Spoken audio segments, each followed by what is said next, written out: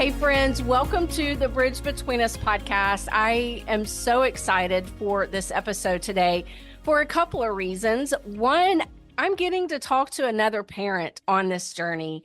And, you know, most of my guests here are those who have left the LGBT community, or they could be a counselor or somewhere in some type of ministry. But I am really thrilled that I actually just get to sit across the table today with another mom. That just makes my heart happy. And January and I met almost exactly this time last year in October in Washington, D.C. at an epic event at the Heritage Center.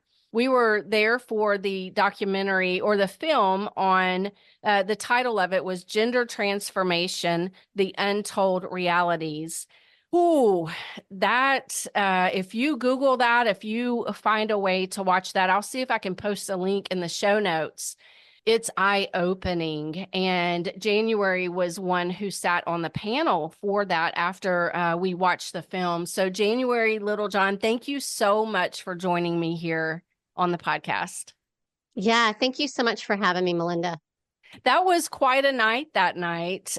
The film itself just is heartbreaking as to what is going on. If I remember correctly, in this film that we watched, the events had actually taken place in 2018. It was prior to 2020. Am I correct? Yeah, some of it, there were a couple of stories that this docudrama follows. And the event that we attended together was put on by Moms for America in conjunction with Epoch TV. And so Epoch TV is actually the company that produced this docudrama, but it follows Chloe Cole, and who was a detransitioner. She underwent a double mastectomy at 15, was put on puberty blockers and cross-sex hormones around the same time, and she has since detransitioned and is now suing Kaiser Permanente. And so the other mom that it follows, which was just a heartbreaking story, is Abigail Martinez out of California. And they actually, CPS took her child, Yaley, and medically transitioned her. And Yaley tragically ended up committing suicide by stepping in front of a train. So it's a very well done docudrama, but heartbreaking. And there's other detransitioners that give their testimony throughout the docudrama, like Abel Garcia, Walt Heyer, and several others. And so I'm just so grateful for their courage to come forward and let the public know what's actually happening under the guise of healthcare. You sat on the panel that night, and so did a friend of mine, Laura Perry, and it was a small crowd that night, but it was a powerful, I believe everybody there was there with intention and was there to take the message and to begin to say, hey, we want to be a voice for the voiceless. And so what brought you, I will tell you, as a mom on this journey, doing this podcast, I recently launched my first book. This is not something, if I was going to choose a ministry to be in, this is not what I would want to be in. But because of where we are in our family, I'm very passionate about this. I'm passionate for parents. I'm passionate for those in the LGBTQ community that need reconciliation with their families. So where does your passion come from? Because nobody just wants to say, hey, I think I want to speak on this topic. Yeah, you're exactly right. And so our journey with this entire gender ideology movement started back in 2020. And I'm a licensed mental health counselor. I'm not currently practicing, but I'm also a stay-at-home mom to 3 amazing children here in Florida. And at the height of COVID, our daughter was 13 at the time. She came to us and told us she no longer felt like a girl. And this announcement was out of nowhere. However, it came shortly after 3 of her friends at her local middle school had also started identifying as some form of transgender. And I say that because the word transgender, when we hear that word, we often think of a transsexual, someone whom started having distress in very early childhood. It was mostly males, and it was extremely rare. That was what my clinical training taught me. We were taught very little on this mental health issue because it was so rare. It was really a specialist only situation.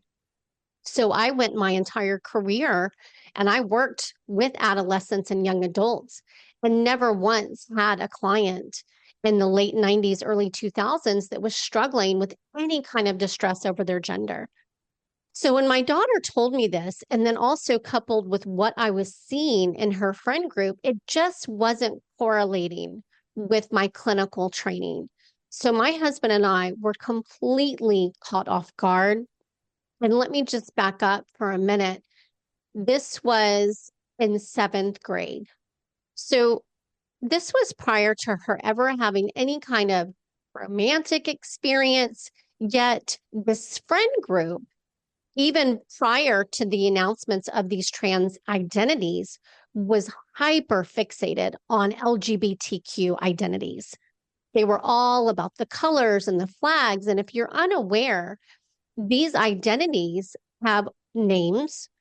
You know, if you Google how many gender identities are there, we're to over 72. And so often these have their own colors and flags, and they're being marketed directly to children in a number of ways, which we can discuss later. But I started to notice that this friend group was just really obsessed. So my daughter was using words like pansexual, which I had never heard of.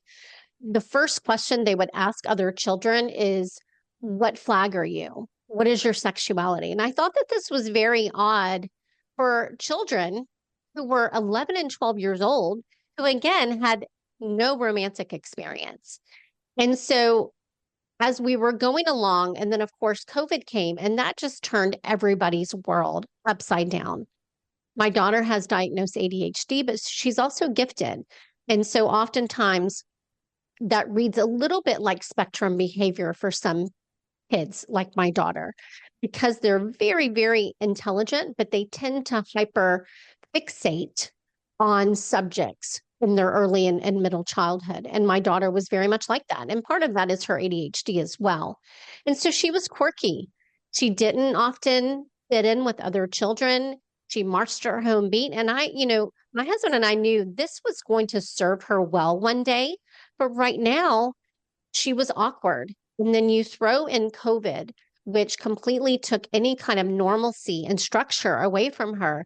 And she was not doing well emotionally. Online schooling was a disaster for her, as it was for many children during this time. And so when she told us that she no longer felt like a girl, my husband and I took that very seriously. We elicited the help of a mental health counselor to help us navigate this because, again, I saw her struggling with anxiety and feelings of depression. So I wanted to get her help with those feelings anyway. And then, so that was in May of 2020. We went through the summer and things really started to escalate. She was asking to go by a different name, different pronouns. And at the time in the summer, she had already changed identities twice. And initially, she came out as quote unquote gender fluid. Then that morphed into non-binary by fall. And so for your audience who don't know what these words mean, because I was right there with you, what you have to understand is through gender identity ideology, children are now being taught that they have something called a gender identity.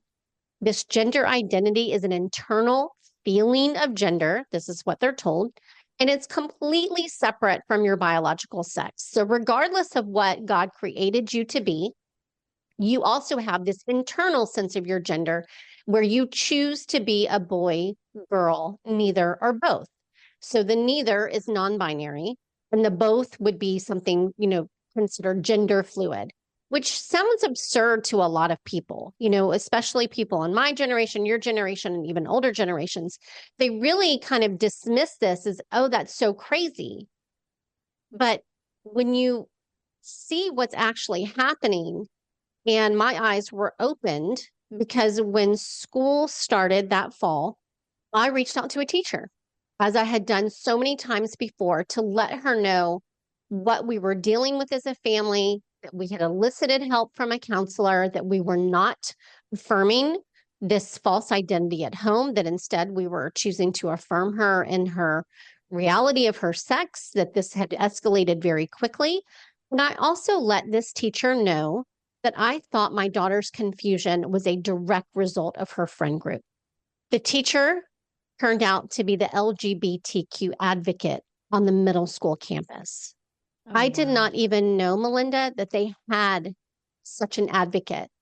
And I was a very involved parent. I was in the school every week. I ran their copy room. In fact, this middle school, I was volunteer of the year. And so school started. I didn't hear anything else until my daughter got into the car a couple of weeks later and said, Mom, I had a meeting today about my name, because naively I thought it would be treated as a nickname. You know, back in 2020, there was very little information out there. Mhm. And so I was just really feeling around in the dark. And so naively, I thought it would be treated as a nickname. Then my daughter said, but they asked me which restroom I wanted to use. And I looked at her and I said, what? Why would they ask you that? What do you mean? And so I immediately emailed the guidance counselor, because during COVID, we were not allowed on the middle school campus. And I was called back because I told her, I said, why did you have a meeting with my child? Number one, why was I not included?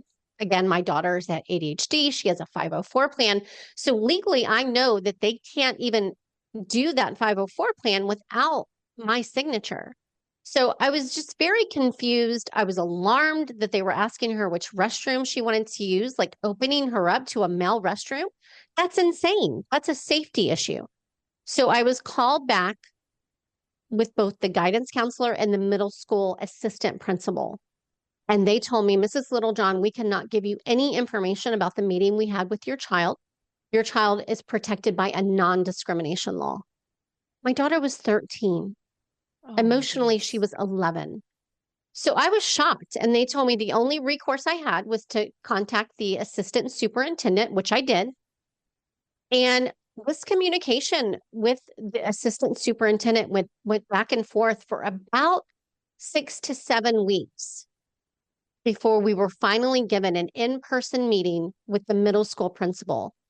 And that was the first time we were shown the gender transition plan that they completed with our 13-year-old daughter without our knowledge or consent. And let's be clear, this plan was a 6-page document. It was not just about a name, a nickname, or pronouns. They asked her which restroom and locker room she preferred to use, which sex she preferred to room with on overnight field trips. And then they asked her, how should we refer to you when speaking to your parents? Should we use your birth name and pronouns or your preferred name and pronouns? And that's to effectively deceive parents that these social transitions are even occurring at schools. And in the room during this plan that they created and executed with our daughter, there were 3 adults. It was the guidance counselor, the assistant principal, and a social worker I had never met. Think about that power dynamic of a 13-year-old child in the room with 3 adults asking her questions that would absolutely impact her safety without a parent there to advocate for her. Mm. I was outraged. And I really want to highlight the fact that you were not in California. You were in Florida. And Florida is probably one of the most conservative states right now. We look at things, I think it's easy, especially when we live on the south side of the USA. Well, not the south, but on the east, that we look at, well, that's happening in California. That's happening over, on the West Coast. But it's happening even in the states that we feel like we should be the most protected and safe. Yes. And, again, this was in 2020. Thankfully, we have an amazing governor and a legislature that acted very quickly. So my husband and I, as we were coming to terms with what this school had done, because this created a huge wedge between us and our daughter. And It felt like we were in the twilight zone, Melinda, because when you pull back the curtain, when I really started to do a deep dive into, well, where does this pathway lead my child? Where is this going for her? Because social transition is the first step toward medical transition. And when you pull back the curtain of quote unquote, I'm using quotes, gender affirming care, this is not healthcare. They are experimenting. It's an unregulated experiment on vulnerable children, many of whom have co-occurring mental health issues, previous sexual trauma, up to 40% are on the autism spectrum. But they are giving these children puberty blockers, which are chemical castrating drugs and drugs used to treat prostate cancer. They are perpetually blocking natural puberty. And then 98% of these kids that go on puberty blockers go on to cross-sex hormones. And then inevitably, most oftentimes, surgical interventions, which absolutely are happening on minors. There are still people that tell me to my face, surgeries aren't happening on minors. We have proof in multiple forms at this point. You can no longer deny it. And for those that are denying it, they don't want to see the truth. And I'm convinced no amount of evidence is going to change their mind, because honestly, when you see the truth, you can't unsee it. And it's too horrific to actually believe that we are sterilizing vulnerable children and taking away their future sexual functioning. And what I mean by that is a lot of these kids that go on this medical pathway, first of all, it's a pathway for life. They are turning these children into lifelong medical patients. They will be most oftentimes asexual, aorgasmic. They will not be able to have an orgasm as an adult. And kids cannot consent to this. They don't have the cognitive ability. So as I'm looking at all of the evidence of where this is going to lead my daughter, I was so terrified. I didn't know who I could trust. Meanwhile, at school, she's being celebrated in this non-binary made-up identity. And in the meantime, her self-hate was growing. What the schools are doing when they socially transition these children, they are affirming to that child, yes, something is wrong with your body. Yes, you are right to hate your body. Yes, you are right to want to change your body to bring you happiness. And we know from hearing from detransitioners that these interventions do not fix the distress. And from research, we know that suicidality actually increases post-transition. So the fact that this is being sold as a cure to anything is criminal. And so, unfortunately, my husband and I made the very difficult decision. The violation, the social transition, happened in the fall of 2020. We went public with our story in early 2021 in the hopes of stopping this. Because when we did a deep dive, we realized this is systemic. What happened to our family was not an isolated event. And we continue to ask for legal justification, Melinda. We kept asking, how can you legally meet with our 13-year-old daughter without our knowledge or consent? Show us the law that allows this to happen. And we were finally shown what was now rescinded, thankfully, but it was the Leon County LGBTQ guide.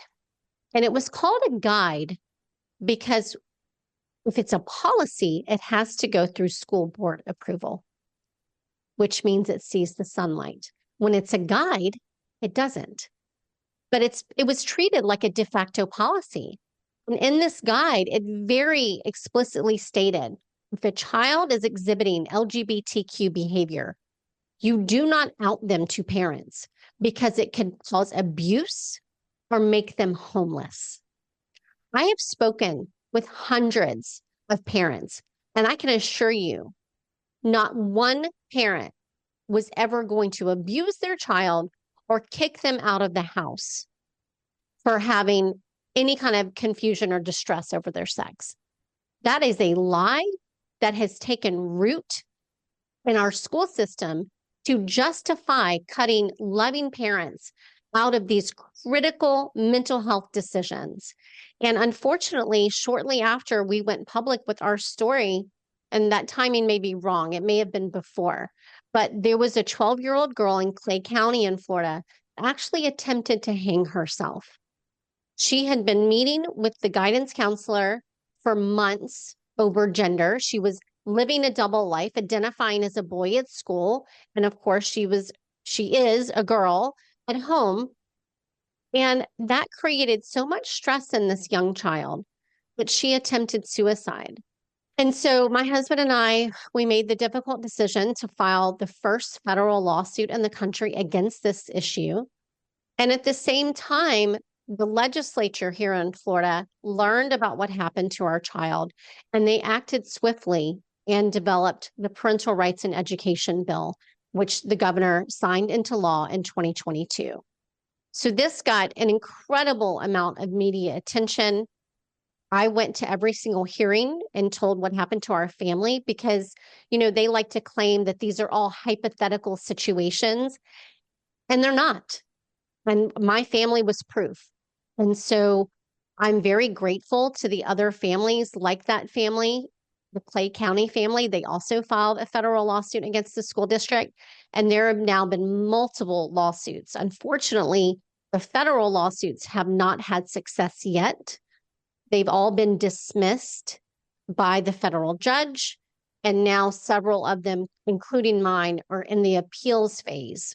Mine's at the 11th Circuit Court of Appeals. And so these, that was in 2021. We're in 2024 now. These things take years.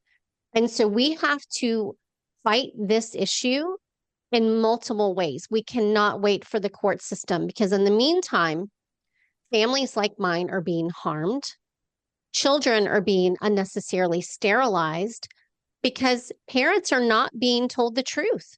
They are not being told that if you don't socially or medically transition these children, the vast majority of them will resolve their distress after puberty. They're also not being told that we are in the middle of a social contagion. It is statistically impossible to have 10, 15, even 20% of an entire class to identify as transgender. Mm-hmm. And, the activists will say, well, it's just because we're more accepting of these identities. That's not true. If that were the case, we would be seeing the same increase across all age spectrums, which we're not. It's only young adolescent girls who are already experiencing discomfort with their bodies. Puberty is a rough time for everybody. And instead of these girls being told, hey, puberty's hard, it's going to be okay, being a woman is amazing, they're given an opt-out. They're being told if you're uncomfortable with your body, it may be because you're trans. And that's a horrible message to be sending our daughters. There's a few things I want us to discuss. One thing that I really feel like is going on also is that they are leading these children to go based upon their feelings. And I can only imagine a 13-year-old, you are brought into a room, somehow you're called to the office or to the counselor's office because you were overheard by saying, hey, I feel like this, or I'm uncomfortable. And then you're in there with adults that you believe, that you were raised to believe that adults should have your best interest at heart. And then you're sitting here with these adults that begin to, I wasn't in the room, you weren't in the room, but I can only imagine that their questions were leading questions and leading them in the direction that they wanted to go in. And so I can imagine every child brought into that room feeling very overwhelmed, and this is the authority in my life right now. And so I'm going to follow them. I'm going to respect the authority in front of me. It's really scary. And not only that, Melinda, think about a child sitting there and they're not including their parent. They put the burden of that decision as to whether or not my husband and I would be there on our child. And the only question that determined that was, are your parents supportive? That word, there's a lot of words that have been weaponized in this movement. And the word supportive, the word abuse, there's just two of them. And so that one question alone determined whether or not my husband and I would be there to protect her, to help her with these decisions. And thankfully, we knew what was going on with our daughter. What about parents that weren't aware? There have been situations where everybody knows the child is struggling with an identity issue like this. They know they're struggling with the mental health and confusion over their sex. Everybody in the school knows, except for the people charged with raising that child and is ultimately responsible for the mental health and physical health of that child, which are the parents. And I have spoken to many parents in that situation where they didn't know for months that their child was living a double life. And so thankfully, my husband and I did know, and we had already taken steps to help our child. But when the school stepped in and socially transitioned her, which by the way is a medical psychosocial intervention that they are doing, it sent a very clear message to our child that our parental authority was no longer wanted or needed. And this created a huge wedge between us and our daughter that took a very long time to repair. And as I stated before, she was being celebrated at school for this identity, whereas she wasn't getting this kind of celebration or encouragement when she was a girl. And so the schools, what they are doing, this is not a neutral or a benign intervention. This is a serious intervention that they really need to be stopped from doing. So another question I want to ask that I believe is very important. We probably have parents listening today that have a child in middle school or even high school. These children are 18 and under. What should parents be going to the school asking? What should they be saying? Hey, we want to know about this, or are there documents they should be asking for? Yeah, absolutely. And, unfortunately, a lot of the schools are now, they know if you're asked if you're teaching gender ideology, just say no. So we have to be more savvy than that now. And so some of the methods that these identities are being pushed onto our children, it's in social emotional learning curriculum. It's in sex ed curriculum. It is in GSA clubs, which used to be the Gay Straight Alliance, and those have morphed into Gender Sexuality Alliance. It's in books. And so even here in Florida, those books are not against the law. So parents need to understand that this issue is systemic. And if your school are using the words welcoming and inclusive, or they're promoting the Trevor Project, these are all red flags that gender ideology is already been normalized and being pushed in that school. We even had a school here in Florida, and since we've passed these laws, that's not happening anymore. They were celebrating quote unquote coming out day in October. We've got schools celebrating Trans Visibility Day. And so it's all these, it can be very explicit because there are states like Colorado, California, Washington, Oregon, where a lot of this ideology is being just embedded into the subjects even. So you'll have a math problem that asks how many trans students versus quote unquote cisgender students are there together in a classroom. So you're already introducing the ideology.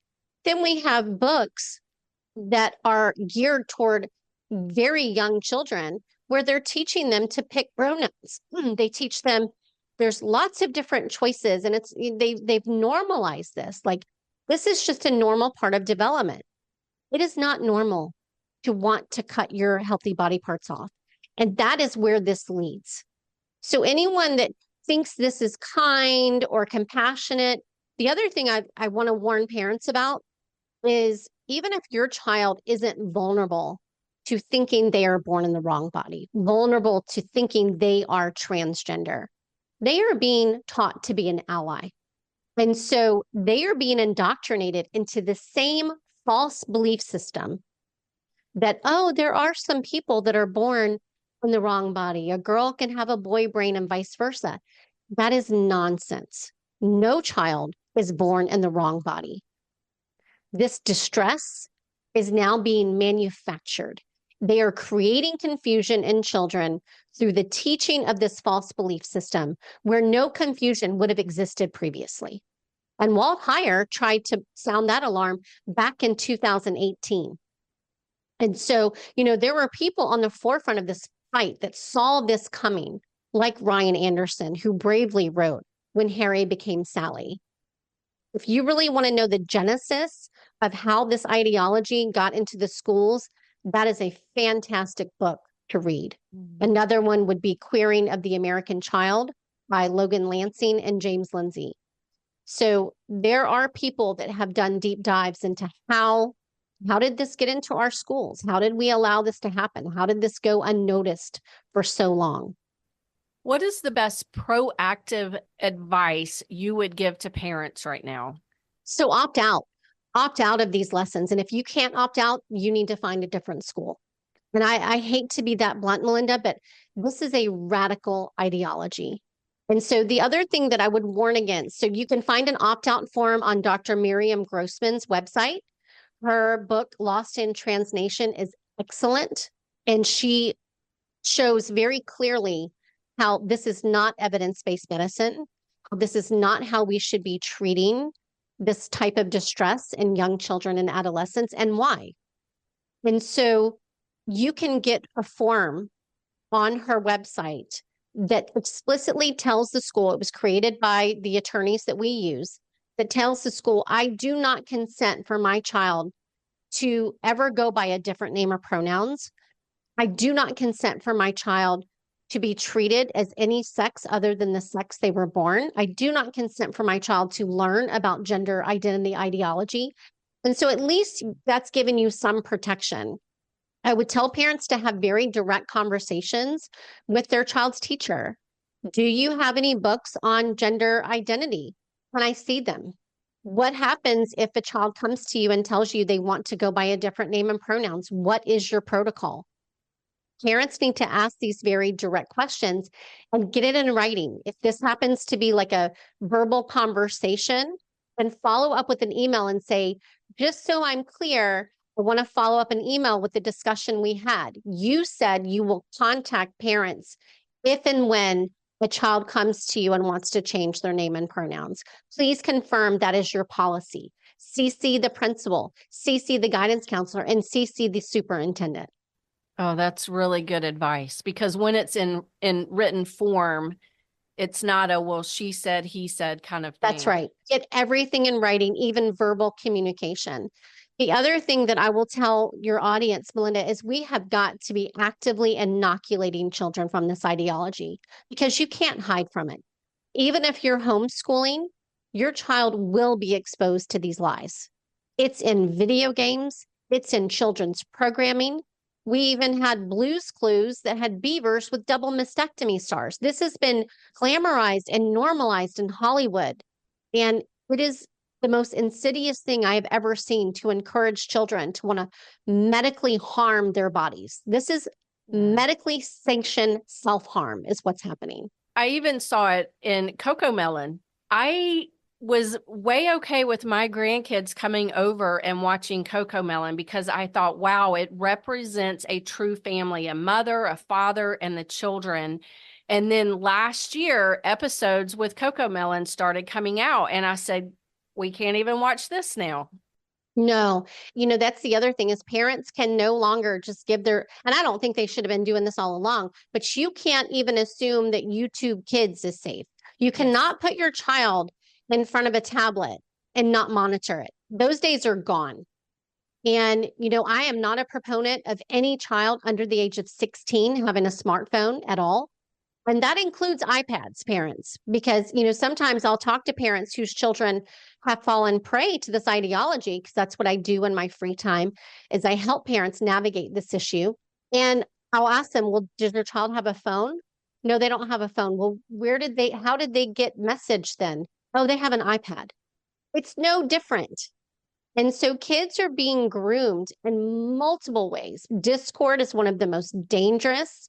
communication apps a child can have. Now, kids can be messaged through TikTok, Instagram. They don't use Facebook, but there's Snapchat.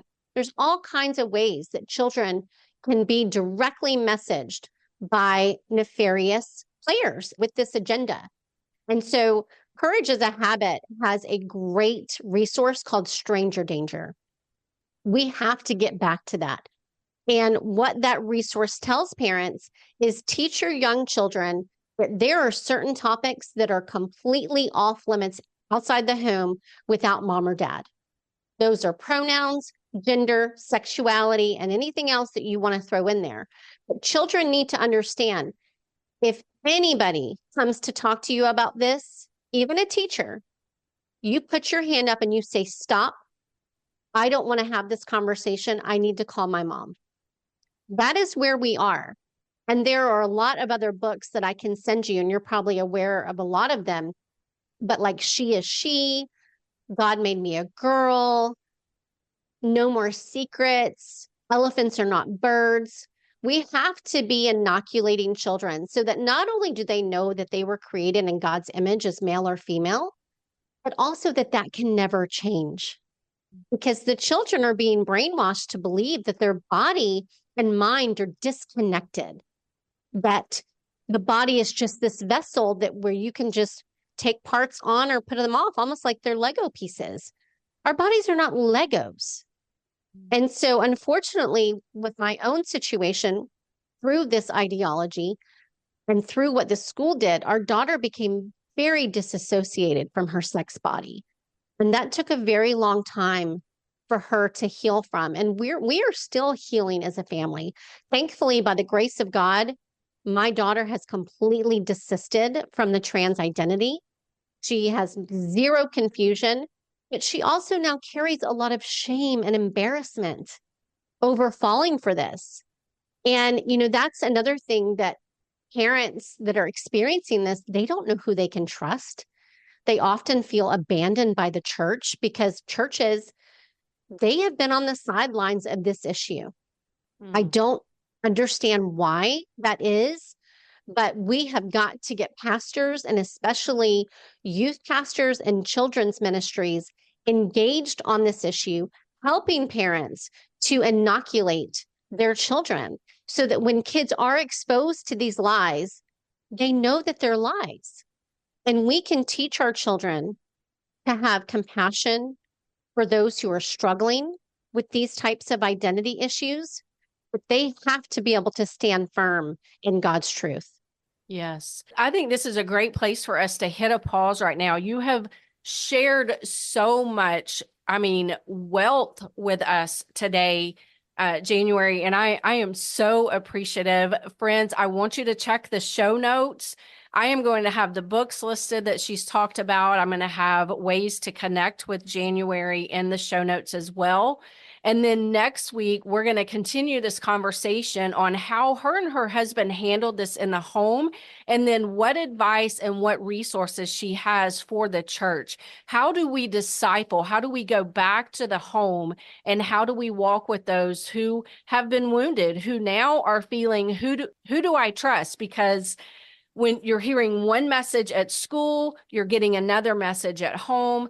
And so I want to make sure y'all come back next week. But right now, January, thank you so much for joining us today. Thank you so much for having me, Melinda. Thanks for listening to this episode of the Bridge Between Us podcast with Melinda Patrick. To find out more, go to melindapatrick.org. Once you're there, you can check out the many resources that Melinda has available. Also, you can book Melinda for your next speaking engagement. Just click on the speaking tab at the top of the page for more information. All of this can be found at melindapatrick.org. Thank you for listening in today. Be sure to join us next time for another episode of The Bridge Between Us with Melinda Patrick.